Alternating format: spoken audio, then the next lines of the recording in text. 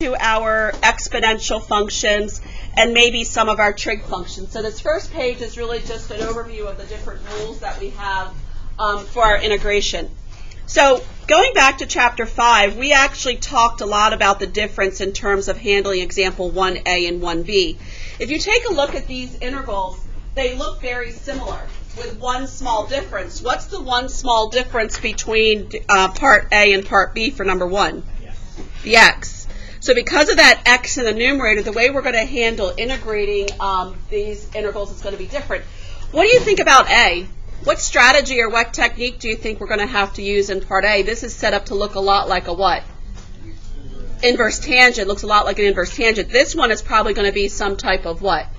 U sub. So remember, when we do part A, first of all, we always pull our constant out. So I'm going to yank the 4 out.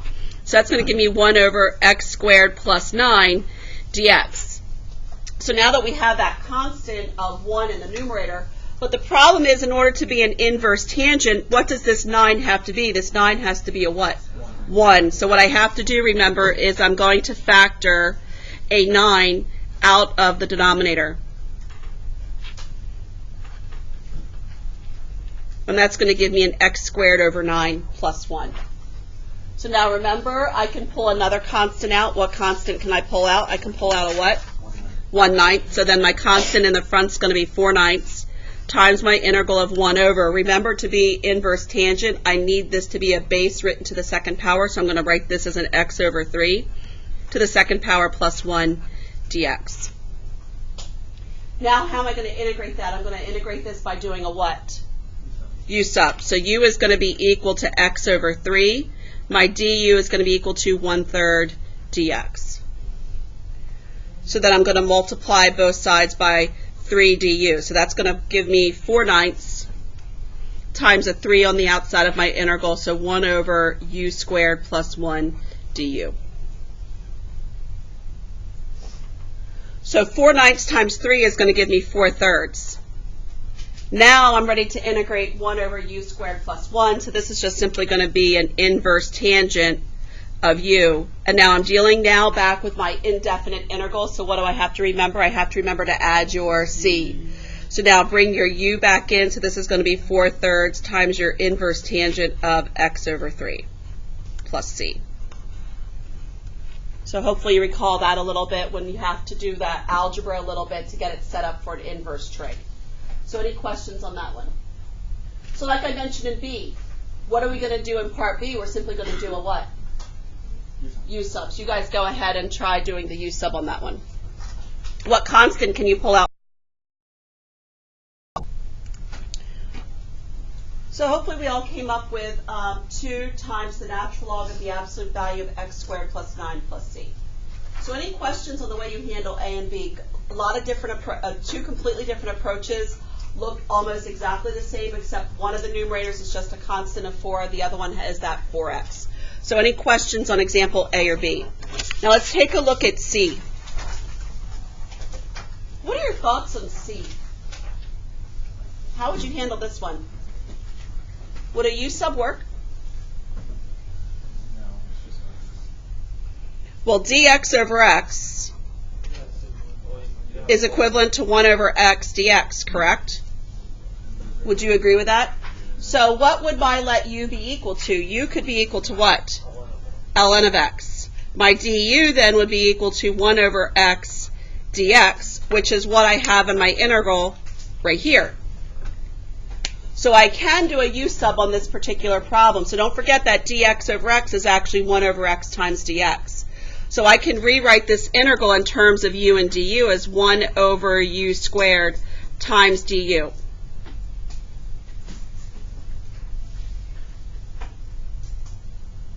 So then when I go to integrate this, I can use my property of negative exponents and rewrite this as u to the negative second du.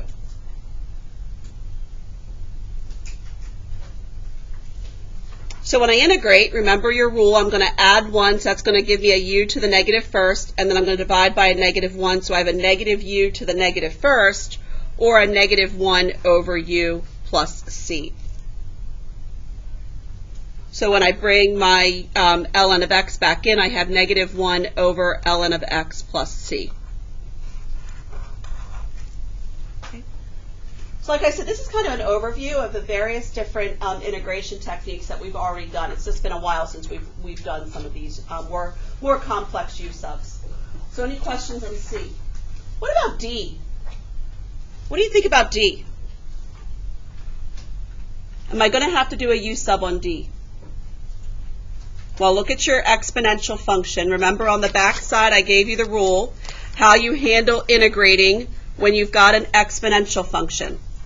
So your integral of b to the u is b to the u divided by the natural log of the base. So what am I going to have to let u be equal to? I am going to have to do a u sub, because what's the derivative of pi x? The derivative of pi x is not equal to 1. What is the derivative of pi x? Pi. So I am going to have to do a u sub. U is equal to pi x.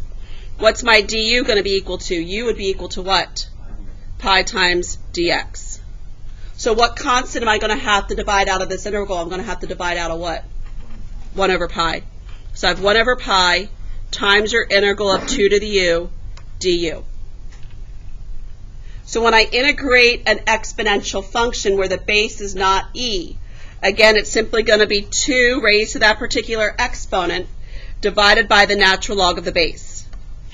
And again, I'm going to have to multiply this by 1 over pi plus your constant. So that's the rule. Remember, it's been a while since we've had to do an integral of an exponential function other than an e to the x. All right? So then I bring my u back in, so it's going to be 2 raised to the pi x over natural log of 2 times 1 over pi, so I can just write pi in the denominator times natural log of 2 plus c.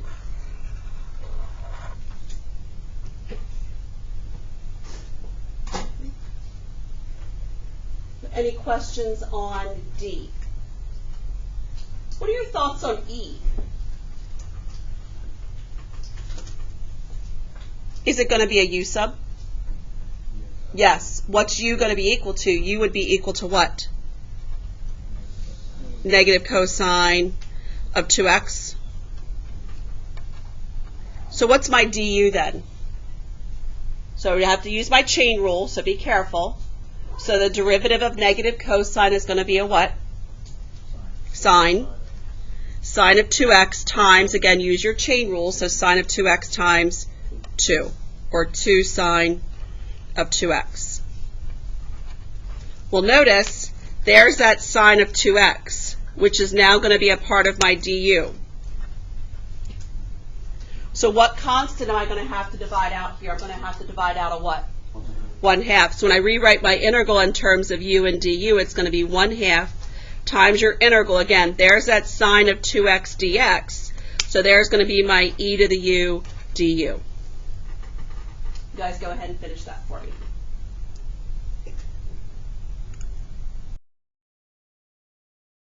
Like I said, we've done this integration. It's just been a while since we've done a little bit more of this complex u sub.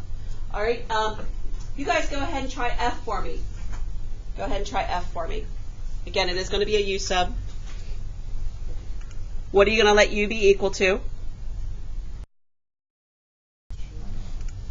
Okay, so hopefully we came up with 2 times the natural log of the absolute value of 1 plus e to the x plus c.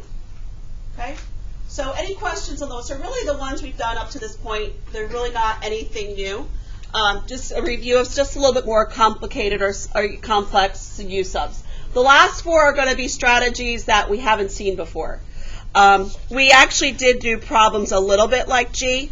So take a look at G. We've got the integral of x plus 3 divided by the square root of 4 minus x squared. Like I said, we do not have a rule for quotients for integration, just like we do not have a rule for products. We're going to talk, in the next section, we're going to talk about how we can integrate some products when we talk about integration by parts. Any thoughts on what we could do with this? A u sub's not going to work, is it? Because of that plus 3. So the integration's not going to work because of that plus 3. But when you see a plus in the numerator, one strategy you can try is when you have a sum or difference in the numerator. And again, this is when a u sub doesn't work. Try splitting your fraction.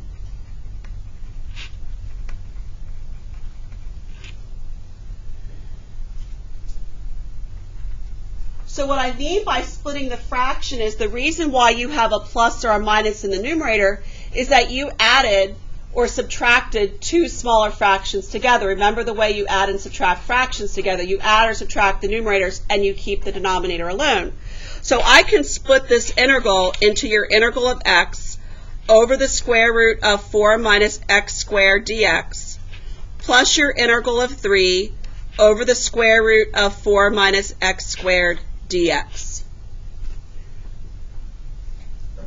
So you agree with me, if I was to add those two fractions together, it would be equivalent to the one larger fraction. Now take a look at this first fraction. Would a u sub work here? Yes. And if you take a look at the second fraction that you've created, I know I can pull that constant of 3 out. What is this almost set up to look like it could be? It could be one of your what? Inverse trig, inverse sine. Exactly. So let's first of all take a look at this. So it's like a bonus, 2 problems in one. You've got a u sub and you've got an inverse trig to do all in one problem. So let's take a look at the first one. So it's a bonus. It's a bonus in math. So if u is equal to 4 minus x squared, what's du going to be equal to? Du will be equal to what? Negative 2x dx. And notice, there's that x dx that we need as a part of the du. What constant am I going to have to divide out? I'm going to have to divide out a what? Negative 1/2. This is where, guys, some of you I know are going to get lazy. And it's going to mess up your constants. Notice at the very beginning when I split this up, I did not write this as one big integral. I split it up into two separate ones because the negative 1/2 is only going for this first fraction, not for the second one.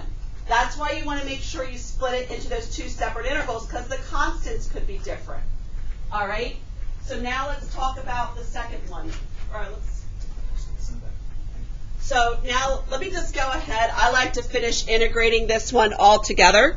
So how am I going to integrate 1 over u to the 1/2? I'm just going to rewrite this as negative 1/2 times your integral of u to the negative 1/2 du.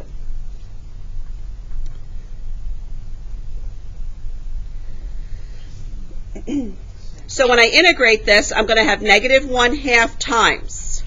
I add 1 to this exponent, so that's going to be a u to the 1/2. When I divide by 1/2, that means I'm going to multiply by 2. So that'll give me a negative. Remember, u was my 4 minus x squared, all to the 1/2 power.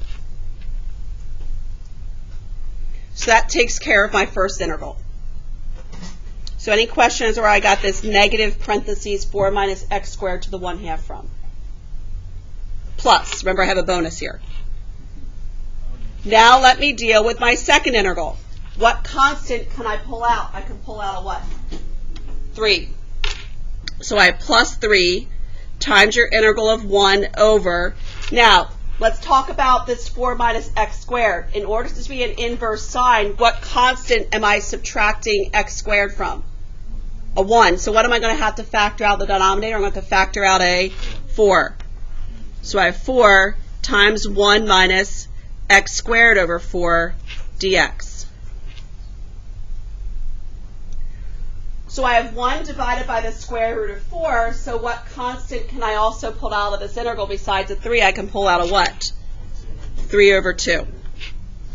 Times 1 over the square root of 1 minus. Remember, to be an inverse trig, I've got to write this as a base to the second power, so it's going to be x over 2 squared dx.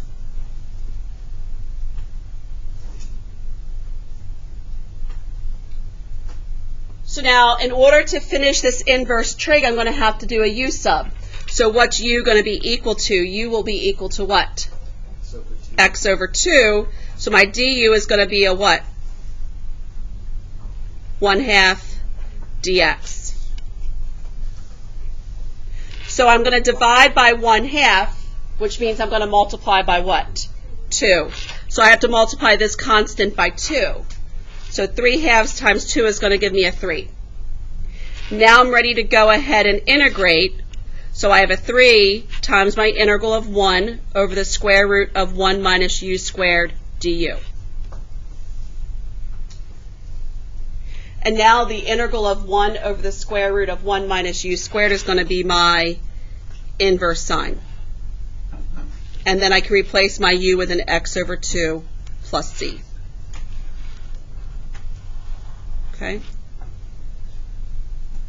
So like I said, if you see that sum or difference in the numerator and a u sub isn't going to work, try splitting your fraction into 2 smaller fractions and integrate each one separately.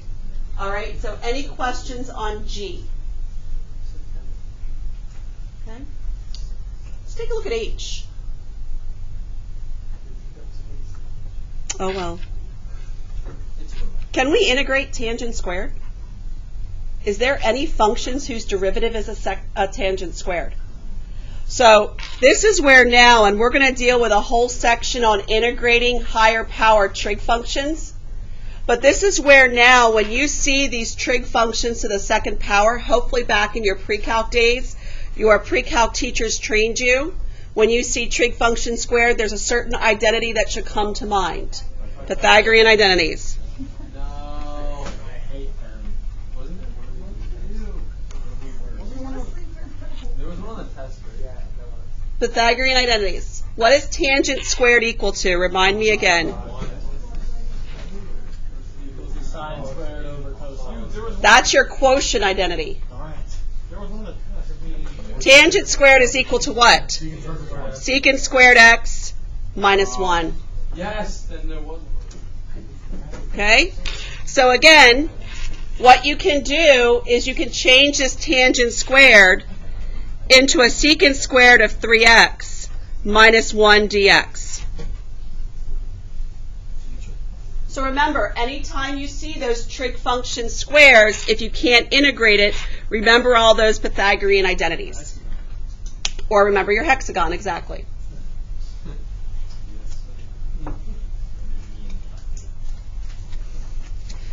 So now remember, be careful, guys, with your constants when you split this. You're going to integrate secant squared of 3x dx minus your integral of dx. You need to be really careful. Some of you are going to get lazy and you don't want to actually write the 2 separate integral signs. But the problem is the constants may be different in front of those 2 particular sum or differences, those terms. Because in order to integrate secant squared of 3x, I'm going to have to do a u sub. What's u going to be equal to? U will be equal to 3x. My du is going to be a 3 dx. So this is going to be 1/3 times your integral of secant squared of u du. And what is your integral of secant squared? Tangent. So this is going to be 1/3 times the tangent of 3x. Notice that 1/3 has nothing to do with that minus dx integral. All right, so make sure you split it. And then minus, what's your integral of dx going to be? This is just going to be a what? X plus your c. So any questions on H? All right, these last 2 are going to have 2 completely different strategies that we haven't done before. So let's take a look at 1 over 1 plus e to the x. Will a u sub work on this? No, it will not, because I know if I take the derivative of 1 plus e to the x, I need another e to the x. So I call this the plus minus.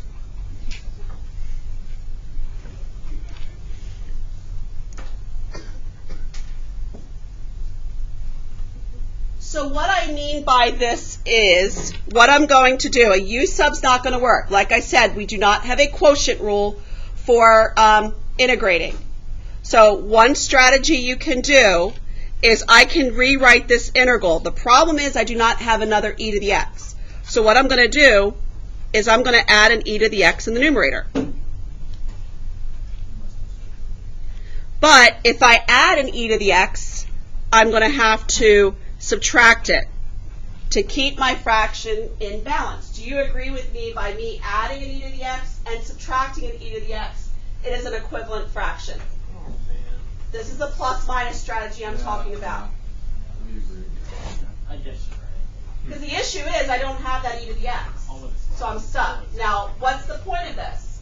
I'm going to, just like I did up here in example letter G, I'm going to split this fraction. So I'm going to split the fraction, and what I'm going to do is I'm going to write this as the integral of 1 plus e to the x over 1 plus e to the x minus e to the x over that 1 plus e to the x dx. Now notice in that second fraction, I'm going to be able to do a u sub because I've got that other e to the x in there. And what's this first fraction that I created? It's 1. 1. And that's what you want to happen. You want to have one of those fractions simplify down to a 1, which is what we have right here. So I have, again, your integral of dx minus your integral of e to the x over 1 plus e to the x dx.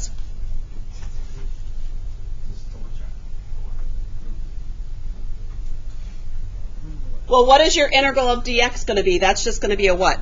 X minus. How am I going to integrate the second fraction that I've created? I can do a what?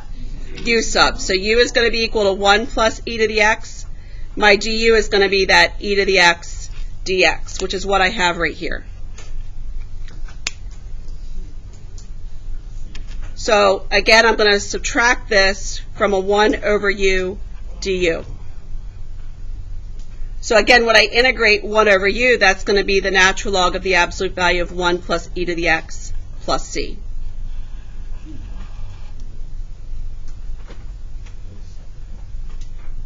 So when you see those rationals, the two strategies you need to look at, A, if you see a plus or minus in the numerator, see if you can split it into two smaller fractions. Or you may have to do this plus minus trick.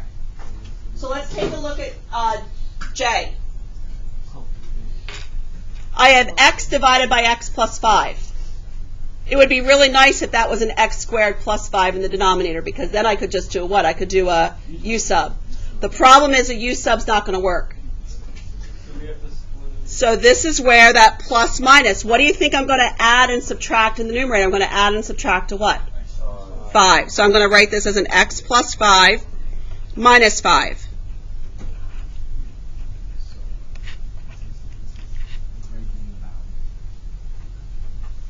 So again, you're going to use that plus minus trick.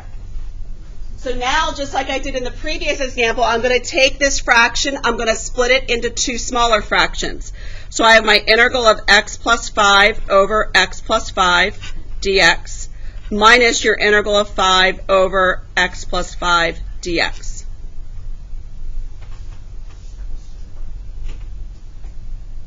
Okay. You guys go ahead and finish that for me.